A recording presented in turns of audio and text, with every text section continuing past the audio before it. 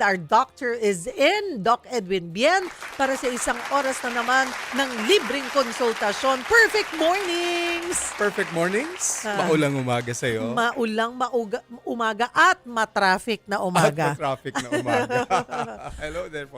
Sa mga nakikinig po sa atin, sa kanilang mga radyo, yung mga nagko-commute po, yung mga nanonood sa kanilang social media, sa Facebook, hello po, wag po kayong mainip. Sasamahan po namin kayo hanggang alas 11 ng umaga. Mga kapatid, kapag ganitong tag-ulan, lumalamig at lumalamig po ang panahon, kadikit niyan, ehem. Ayan, ang ubo at sipon, ayan, tipon, di ba? Minsan nagiging nasal tayo dahil sobrang barado yung ating mga ilong dahil nga sa sipon. Kapag napabayaan po ang mga ito at lumala yung infection, maaari itong mauwi sa pneumonia. Pero hindi lang po ang panahon ang dapat nating pag-ingatan. Lalo na kapag may baha, may mga dagdag na peligro sa kalusugan gaya ng pagkalantad sa kontaminadong tubig at amag. Pero paano nga ba nakakaapekto ang mga ito sa ating baga at nakadaragdag sa peligro ng infection?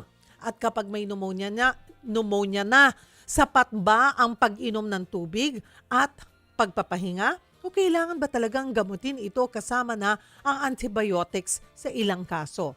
Alamin natin yan, ang mga sagot mula sa ating expert, of course, Doc Edwin Bien. Simulan natin ang ating libreng konsultasyon. Doc Bien, ito.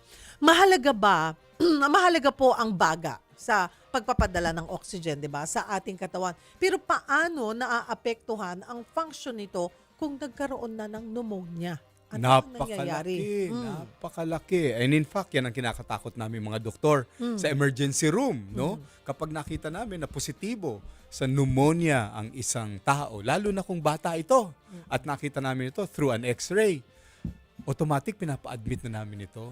Hindi na namin pinapauwi. At inaasahan namin sa panahon ngayon dahil nagbabaha, nag-uulan. Ilang araw ba nag-uulan? Almost a week Dalawa, na. tatlo. Almost a week na ba? Oo. Ay, grabe. Kasi nakapila yung mga bagyo, no? Since Parang last week tatlo yung because of nakapila. ating hanging habagat. Oh. So talaga pong tuloy-tuloy at magtutuloy-tuloy pa raw yan. Well, it's a habagat season at mas pinapalakas ito ng mga bagyo around us. So magtutuloy-tuloy ito. And also marami pa ring mga lugar dito po sa particular sa Luzon. Ang lubog pa rin sa tubig baha. Sa Yes, tubig baha. oo. At hindi lamang yung mga nalubog ang kanilang bahay sa tubig baha ang inaasahan namin, ano? Pati na rin yung mga nasa looban ng kanilang bahay, ngunit ang bahay nga nila hindi masyadong konkreto, na may mga tumutulo na ulan. Naalala ko kasi noong bata pa ako yung bahay namin tumutulo ang ang kisame, ang bubong. May Oo. Tumawag yung father ko ng karpintero. Ang sabi ng karpintero, tutulo lang naman yan kapag umuulan. Siyempre. Ang kulit! Wala pinagkayo. So mga sagot kayo na nakikita ko sa social media. Easy. Oo. Oo, yan. So, kaya po, mga paumanhin sa mga nanay, inaasahan po namin na kapag ang inyong mga anak ay nagsisimula ng maglagnat-lagnat, kahit sinat lang. Tapos meron pong inuubo-ubo kahit na wala pang pong plema. At nakikita po ninyo na medyo namumutla na, yan dapat po ninyong dadalhin na kagad sa emergency room o kaya sa hospital para ma-check. Huwag niyo pong ipagwalang bahala. So, ganyan. Pero paano nga po naapektuhan yung function nito kung nagkaroon ng pneumonia, yung ating baga, Doc? At may iba't ibang klase ng pneumonia, di ba? Nariyan yung bacterial, pero meron ding viral. May viral at may fungal. May fungal din. So, ano yung pinagkaiba ng mga ito? Go ahead po. Maaari ko po ba sagutin yan with your permission through pictures para maunawaan nila, yes. no? Direct, meron na tayong picture na ipapakita and I like to show yung picture number 1. Totoo nga ba na ang baha ay maaaring maging dahilan ng pulmonya? Paano ka naman mapupulmonya sa baha kung halimbawa paa mo lang naman yung nakababad? Well, maaari, no? Maaari dahil hindi lamang paa. Meron nga umaabot na ng baywang. Ay may nakita nga po kami sa Paranaque, umabot na ng leeg. May naglalampas tao na. Pero ano ang dahilan? Bakit nagkaka-pneumonia? Yung bang tubig? Yung bang lamig? Well, ipapakita po natin yan dito po sa picture number 2. Yung baha mismo, direct pakita natin, yung mga naglalakad sa baha ay maaari pong magkaroon ng flood-borne pneumonia. Yan po ay isang uri ng karamdaman na nakikita na po namin sa ngayon. Pakita natin na direct itong picture ng nanay na bitbit ang kanyang bag at mayroon naman bitbit ang kanyang mga anak na maaaring ang mga anak na ito ay hindi lamang nalalamigan, kundi may nasisinghot po sila. Hindi lamang yon, yung tubig baha po, maraming mga bata sa lansangan ang pinaglalaroan ang tubig na ito. Alam niyo po bang pwedeng may pumasok sa kanilang lalamunan, sa kanilang ilong, sa kanilang mata na maaaring maging dahilan ng entry ng bakterya. Tingnan po natin itong next picture direct, yung picture number 3. Unang-una, kapag ang tubig ay hindi natin siguradong malinis, huwag natin gamitin. Kahit na hindi nyo inumin, huwag natin gagamitin na pang-toothbrush. Dahil alam po ninyo, kahit nagtutoothbrush tayo ng maruming tubig, yung inipon nyo po ba, galing sa ulan, na sinahod po ninyo sa balde, dahil syempre, kayo po ay pinasok na ng baha, yung tubig balde na lang ang ginagamit nyo, pwedeng yun po ay maging source ng mikrobyo. Pangalawa, huwag po rin ninyong gamitin yun na panghugas sa inyong mga plato o kubyertos matapos kumain. Sasabihin nyo, wala na nga kaming paraan para makapaghugas. Dahil yung tubig na yun po ay maaaring nagdadala rin ng mikrobyo. No? Hindi rin po pwedeng pansaing. Of course, yung tubig ulan, akala nyo pwedeng pansaing yon? Hindi po. Yan, Errol, huwag kang magsasaing ng tubig ulan, ha? Yan. Kasi alam mo, Errol, ang mangyayari dyan, akala mo malinis yung tubig ulan, pero kapag galing po yan sa bubong at sumahod na ngayon doon sa inyong balde, ay pwede pong maging dahilan ng mikrobyo. So anong gagawin ninyo? Laging wash your hands with soap and water. Ano ang nakikita po namin kapag dinala na sa hospital ang isang pasyente? Lalo na po ang mga chikiting. Ang worry namin lagi, chikiting at saka ang elderly. Ipakita natin direct itong picture number, yung next picture 4. Yan. Nagkakaroon po sila ng either pneumonia o pulmonary edema. Pareho nakakatakot yan, ha? Pareho pong nakakamatay yan, ha? Yung pneumonia, may infeksyon. Tapos may inflammation. So, kailangan na antibiotiko dyan. Yung pulmonary edema, yan po yung second step. Napupuno na ng tubig yung baga. So nag-level up na yung pneumonia. Maakyat na. Oo. Ang problema, iba ang tubig doon sa balot ng baga na pneumothorax na pwede namin tusukin para ilabas yung tubig. Yung pulmonary edema, hindi. Yung tubig, andun mismo sa loob ng baga itself. Doon sa kung saan dapat hangin ang laman, nandun yung tubig. Tubig na. Ayan. Paano nangyayari yun? Dahil may inflammation, Okay. namamaga yung mismong alveola. Yung pong alveola, yung po yung kung saan yung hangin nag-exchange ng gases. Namamaga siya, tapos yung mga mikrobyo nag-a-attract ng tubig. Ay, napupuno po yan. And delikado yan. Sabi mo doon, Doc, doon sa pulmonya, 'di ba? Ay tinutusok, dinidrain yung tubig. Oo, yung nandun sa labas ang tubig Yung nasa ng baga. Oo, labas ng baga. Oo. Paano pag nasa loob? Hindi mo yan matutusok. Oh, Di ang gagawin namin, binibigyan namin ng pampaihi okay. na sana ay maging epektibo para mailabas niya yung It's not tubig na even yun. sure. Oo. Pero hindi laging sure. Oo. Hindi laging effective. Hindi effective. And this is the time na nagwo-worry kami. Kaya maaaring ilagay namin siya into a machine, a respiratory machine. Okay. Para yun ang mag-ihahangin o maghihinga para sa pasyente. Yan ang ina-ICU. Paano mawawala yung tubig pag pulmonary edema? Nag-i-injection kami ng mga diuretics, kung tawagin, o pampaihi. Haha. Oo. Kumbaga ang sinasabi mo, Doc, unlike yung pag ang tubig ay nasa paligid ng baga, pwedeng sipsipin Pwedeng tayo yung magsipsip, Tama. 'di ba? Pero ito, pag nasa loob ng baga or yung dapat na oxygen ang nasa loob, yun ay makakagawa lamang ng paraan para magkusang lumabas yung tubig sa baga dahil hindi mo pwedeng tusukin yon at sipsipin. Oo. Paano mo tutusukin yun Nakakalat yung tubig sa buong baga. Oo. Hindi lamang doon sa gilid o labas ng baga. Yun. So, ang pneumonia, hindi pinababayaan yan. Hindi yun sinasabing, lilipas din yan. Ubo-ubo lang. Makukuha yan sa mga inhaler. Okay. Yan. Ngayon, may mga sintomas Okay. na babantayan po ninyo. Kung kayo ay nanay o kaya kayo ay anak na may lolo at lola na maaaring delikado. Yung next po, direct ipakita natin, sintomas ng pneumonia. Actually, may shortcut nga po kami dito eh. Unahin ko na rito, sabi, ubo, shortness of breath, fever, chest pain, fatigue. Okay, nabasa niyo po, no? Kapag halimbawa, nakita niyo po na mayroong hindi na makahinga, may lagnat o wala, at nakikita po ninyo na ubo ng ubo, maaaring to po ay pneumonia na. Dahil hindi lahat po ng pneumonia ay mayroong mataas na lagnat. Kung ito ay bacterial, pwedeng mataas ang lagnat. Pero kung viral, minsan simple lang yung lagnat. Konti lang, pasinat-sinat lang. So, yan ang babantayan po ninyo. Ano? Ito kanina ang tanong ni Michelle ko. Sim, ano ba yung mga pwede nyong malanghap sa tubig baha? Akala po ninyo, no, dapat pag-usapan pala natin next time yung leptospirosis. Pero bukod doon sa leptospira na bakterya na nandun sa tubig dahil po sa ihi o wiwi ng daga, yung iba pong mga kalat doon may nilalaman ding ibang mikrobyo. Direct, ito pong next picture, mga causes of pneumonia. Magugulat kayo kung bakit hindi kayo dapat nagtatampisaw sa baha. Pero anong gagawin nyo? Pumasok na sa loob ng sala. Una, mycobacteria. Ito po yung nagiging dahilan ng tuberculosis. So kita nyo na pwede kang magka-TB dahil lang sa tubig baha. Next, Klebsiella.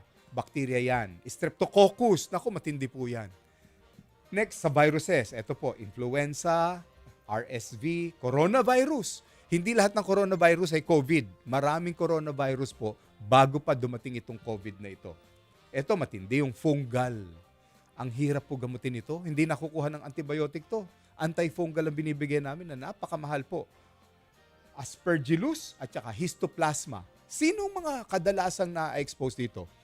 Doon sa bahay po ninyo, may inaalagaan si tatay na panabong. Si kuya, may mga kalapati. Yan po, nagdadala ng fungal infection po yan. At yung opportunistic o mycoplasma. Ibig sabihin, ito yung pneumonia na nakukuha natin. Pinasok nyo na yung bata sa ospital. Sa dingding at pader ng hospital mismo. Ito po yung tinatawag naming hospital-acquired pneumonia. Tindi, no? Hospital-acquired. Pinasok mo na nga sa ospital, doon pa nakakuha ng mas matinding pneumonia. Pwede po yun.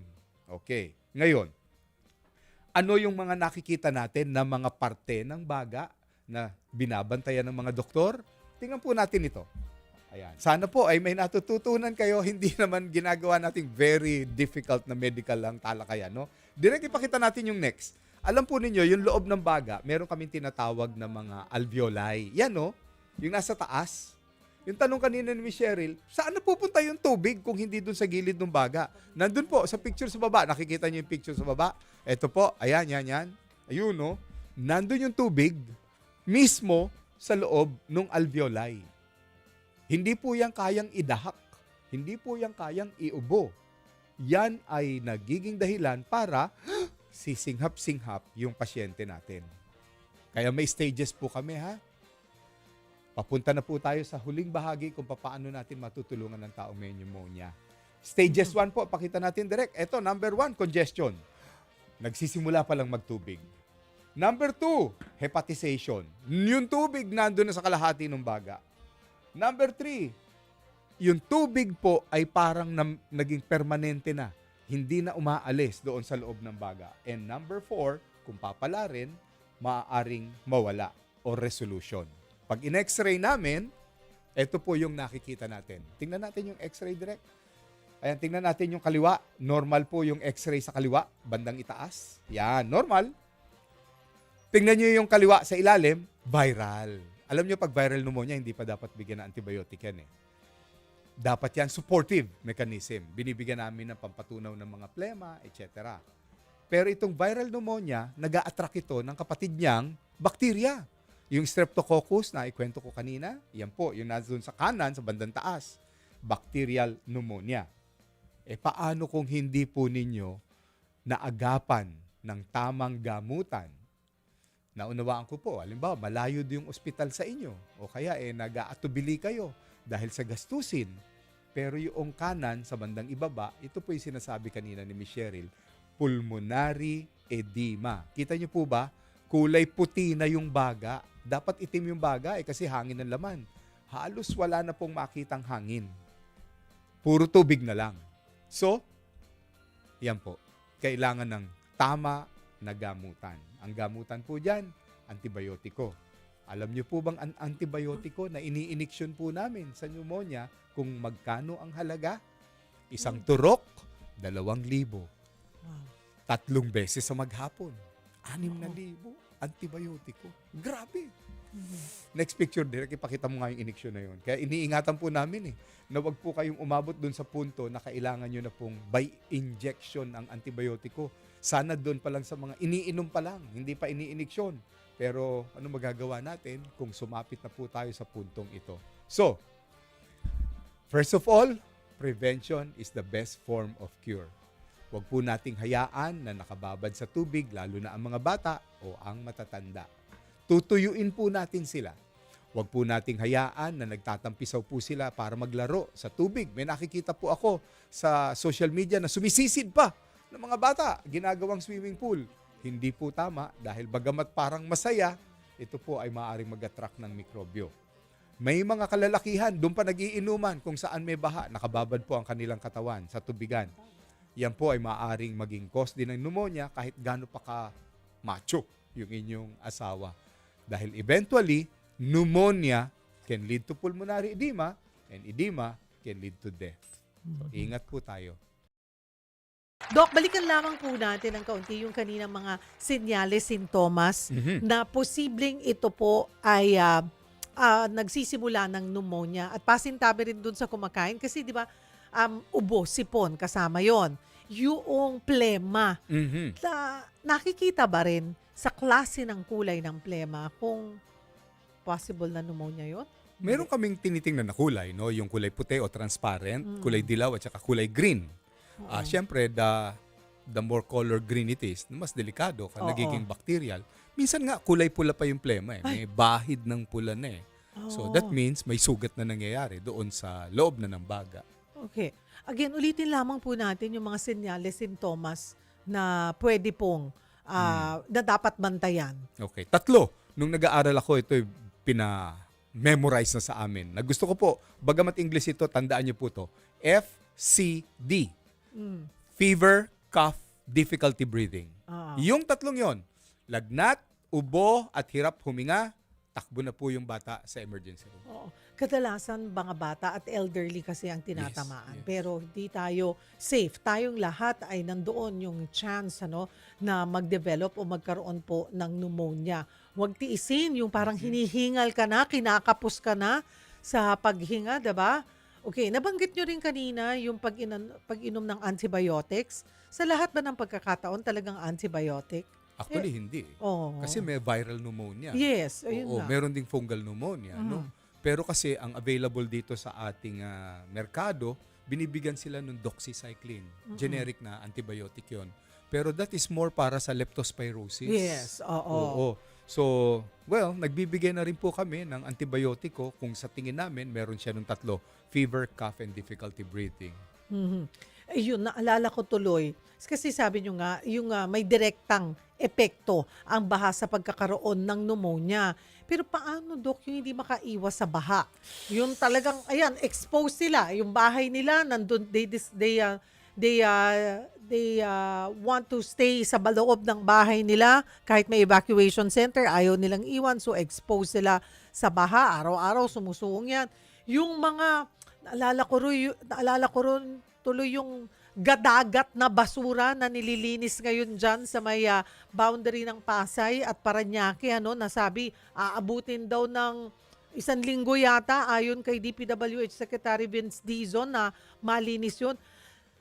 May nakikita tayong mga workers, talagang nakasuong doon. Ayun, talagang nakababad sila o nakalusong doon sa baha. No? Wala silang gloves, wala silang protective gears. Yun, may direkta silang danger yung exposure nila sa sa pneumonia, Doc. Alam mo, ang unang nakikita ko rito, wala silang goggles. Eh. Wala. Yung tilansik lang ng tubig na yun, sigurado conjunctivitis na yun. Eh. Oh my Napakatindi, goodness. pwede kayo mabulag po dyan. Eh, no? Oho. So at the first sign na mukhang kayo ay masama ang pakiramdam o nilalagnat, kahit na wala pang ubo, nilalagnat, punta na kayo ng health center dahil baka kailangan ng x-ray. Yung x-ray, ang pinakasimple, mabilis na paraan para malaman natin kung nagtutubig na yung baga nyo. Puntahan na natin. Dito na tayo sa ating segment, mga kapatid, na totoo ba, Doc?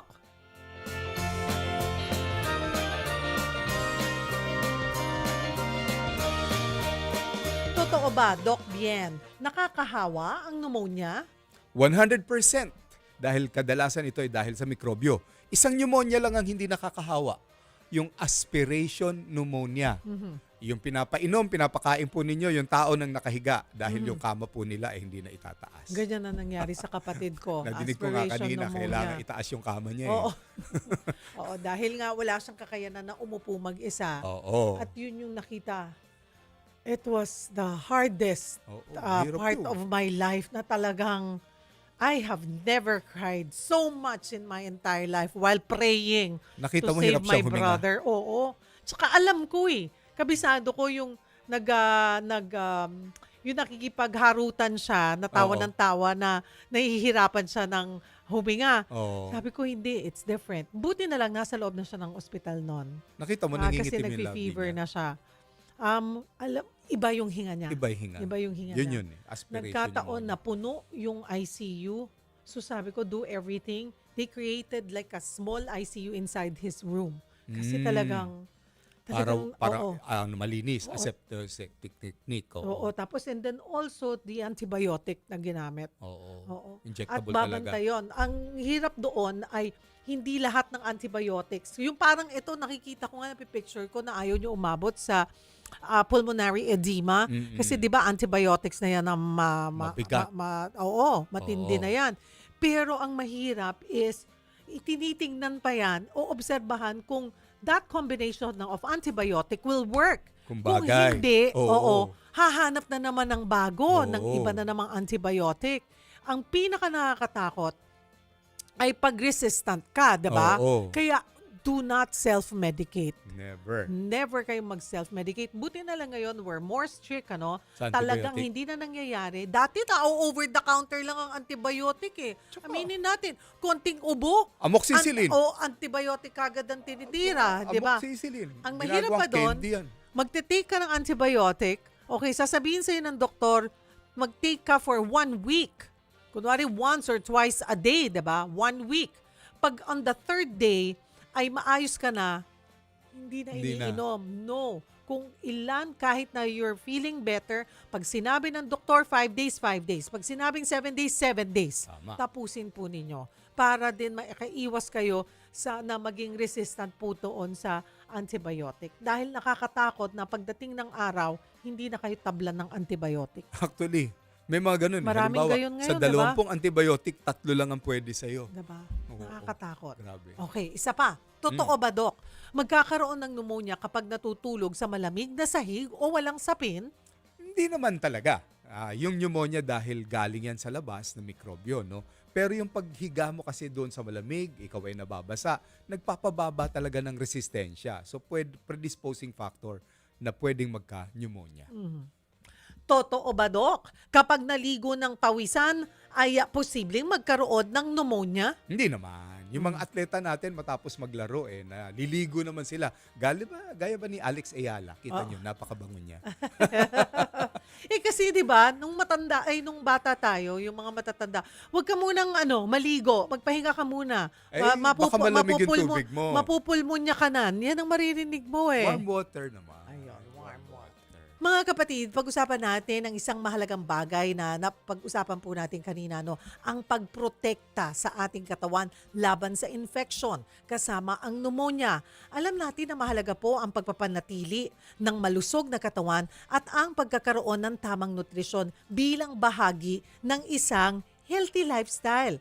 Kaya mahalaga rin na alam natin kung ano ang ating iniinom at kinukonsumo at kung ano yung mga sustansyang taglay po nito. Limbawa, Kanina nabanggit na po ni Doc Bien, ang mangosteen na mayroong mga natural compounds na tinatawag na xanthones. Pinag-aralan po ang mga ito dahil, ito napakahalaga, lalo na pag pneumonia, dahil sa kanilang antioxidant at anti-inflammatory properties. Bakit mahalaga ang antioxidants? Dahil nakakatulong ang mga ito sa pagprotekta sa ating mga selula laban sa oxidative stress. Isa sa mga prosesong nangyayari sa loob ng ating katawan. At sa panahon ngayon, nauso ang ubo, 'di ba? Sipon at iba't ibang respiratory infections, mas mahalagang bigyan po natin ng pansin ang ating overall health and wellness. Kaya sakto rin po sa healthy routine ko talaga. Every day, twice a day, ang take ko ng MX3 capsule na gawa sa mangosteen. Doc, ano pa yung mahalagang dapat malaman ng ating mga viewers nga po tungkol sa mangosteen at sa mga antioxidant at anti-inflammatory properties nito? Alam mo, Cheryl, ang ating katawan ay nangangailangan ng sustansya at hindi natin nakukuha lagi ito sa ating mga kinakain lamang. Kaya napakahalaga ang pagsusupplementation. Ang kagandahan po bilang doktor, nakita ko ang isa sa pinakamagandang supplement, yung natural, ay galing nga po doon sa balat ng mangosteen. Pinag-aralan po nila ito sa ibang bansa pa. Galing po sa Canada na nagtataglay ito ng alpha, beta at gamma nutrients. Pero paalala lang po na ang MX3 hindi po yan gamot sa sakit. Pero magandang kumukonsulta po tayo sa ating paring doktor. Samahan po natin ang healthy lifestyle at magandang diet. Dahil dito sa MX3, Dito ako believe. Ayan, mga kapatid. Salamat po sa pagsama nyo sa amin. Mapapanood nyo ulit ang ating episode today sa weekend. Alas 5 po tayo ng umaga sa 1PH. Bukas po ang ating Public Service Day. Katuwang po natin, mga kapatid, ang Philippine Charity Sweepstakes Office o PCSO. Alam nyo bang meron silang educational assistance? Abangan po ang detalye bukas at kung may gusto rin po kayong idulog sa PCSO, maaari po kayong tumutok bukas at ilalapit po namin kayo ng direkta sa kanila. Mga kapatid, anuman ang pinagdadaanan nyo ngayon, may panibagong araw ng pagharap bukas. Ako po si Cheryl Cosim. ako naman po si Dr. Edwin Bien. Tandaan, lagi niyo po kaming kasama sa Perfect mornings!